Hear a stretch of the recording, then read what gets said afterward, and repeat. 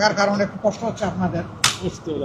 আপনারা ইতিমধ্যেই জেনেছেন যে Turkish foreign minister Bangladesh visit করতে এসেছেন।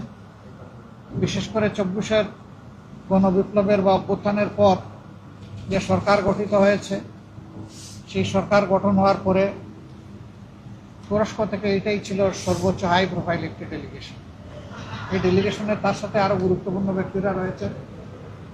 আর আমরা এখানে ছিলাম সংগঠনের নায়েবে আমির, সংসদে বিরোধী দলীয় উপনেতা জনাব ডক্টর সৈয়দ আবদুল্লাহ মোহাম্মদ তাহের, আমাদের সংগঠনের সম্মানিত সেক্রেটারি জেনারেল সাবেক সংসদ সদস্য জনাব মিয়া গুলাম পরওয়ার। এরপরে আমরা সাথে ছিলেন ঢাকা দক্ষিণ মহানগরীর আমির সংসদ সদস্য জনাব নুরুল ইসলাম বুলবুল, ঢাকা উত্তর শাখা আমাদের অ্যাসিস্ট্যান্ট সেক্রেটারি জেনারেল এবং সংসদে বিরোধী দলীয় হুইপ জনাব রফিকুল ইসলাম খান, ঢাকা মহানগরী উত্তরের আমির জনাব সেলিম উদ্দিন এবং আমাদের আরেকজন সংসদ সদস্য বাংলাদেশ জামাত ইসলামের আমিরের ফরেন অ্যাফেয়ার্স অ্যাডভাইজার জনাব মীর আহমদ বিন কাসেম আরমান এমপি। আমরা প্রায় 1 ঘন্টা সময় একসাথে কাটালাম। দুই দেশের স্বার্থ সংশ্লিষ্ট বিষয়ে আমরা আলাপ আলোচনা করলাম।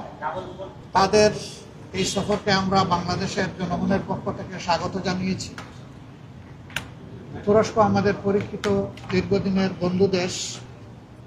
আমরা আশা করি দুই দেশের মধ্যে সম্পর্ক আগামী দিনে আরও নতুন উচ্চতায় যাবে ইনশাআল্লাহ। আমরা তাদেরকে অনুরোধ করেছি বেশ কতগুলো ব্যাপারে তাদের অ্যাটেনশন দেওয়ার জন্য।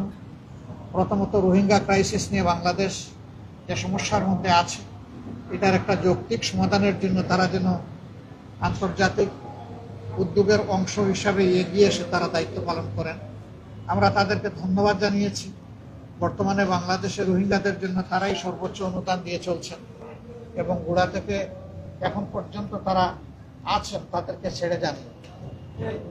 আমরা এরপরে দুই দেশের মধ্যে ব্যবসা বাণিজ্যের বিভিন্ন ক্ষেত্র নিয়ে আলোচনা করেছি। বিশেষ করে আমাদের চামড়া শিল্প, আমাদের পাট শিল্প, গার্মেন্ট শিল্প, আমাদের শিক্ষা, স্বাস্থ্য, ডিফেন্স ইন্ডাস্ট্রি, এই সমস্ত বিষয়ে আমরা ফ্রুটফুল আলোচনা করেছি।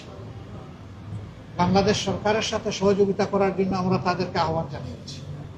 এট দ্য সেম টাইম বাংলাদেশে আইনের শাসন, অর্থনৈতিক ক্ষেত্রে সুশাসন, ব্যাংক বিমার ক্ষেত্রে নৈরাজ্য বন্ধ করা এবং বিচারে স্বচ্ছতা নিশ্চিত করা, এই সমস্ত বিষয়ে তাদের পক্ষ থেকে বন্ধু রাষ্ট্র হিসাবে করণীয় কিছু থাকলে সেইটাও তারা যাতে পালন করতে পারে সেই ব্যাপারে আমরা তাদেরকে পরামর্শ দিয়েছি, অনুরোধ করেছি। তারাও আমাদের কথাগুলো খুব গুরুত্ব সহকারে শুনেছেন। তুরস্কের সাথে আমাদের দীর্ঘদিনের এই বন্ধুত্ব বাংলাদেশের, আমরা প্রত্যাশা করি যে এটা দিন দিন সামনের দিকে আরও এগিয়ে যাবে এবং দুই দেশের একান্ত বন্ধু হিসাবে আরও নিকটে আসবে। আমরা পরস্পরের উন্নয়ন এবং অগ্রযাত্রার আমরা অংশীদার হব ইনশাআল্লাহ। আমরা আশা করছি যে অব্যাহত এই সম্পর্কের মধ্য দিয়ে বাংলাদেশ এবং তুরস্ক বিশ্ববাসীর জন্য বিভিন্ন ক্ষেত্রে অবদান রাখতে সক্ষম হবে। আপনাদেরকে ধন্যবাদ। মোটামুটি এই বিষয়গুলোই আলোচিত হয়েছে আমাদের আজকের এই দীর্ঘ আলোচনা করতে গিয়ে। তো আনুষঙ্গিক অনেক বিষয় আসে, সেগুলো আলোচনা হয়েছে। Thank you. আমরা বিদায় নিতে পারি। তারা এনসিপির সাথে আলাদা বসবে, এরপরে আগামীকালকে প্রধানমন্ত্রীর সাথে বসবে। আজকে পররাষ্ট্র মন্ত্রণালয়ের সাথে তাদের বৈঠক হয়েছে, অনেকগুলো প্রোগ্রাম তাদের আছে এবং আজকে তারা রোহিঙ্গা ক্যাম্পও কক্সবাজারে পরিদর্শন করতে গিয়েছিলেন, সেটাও তারা করেছে।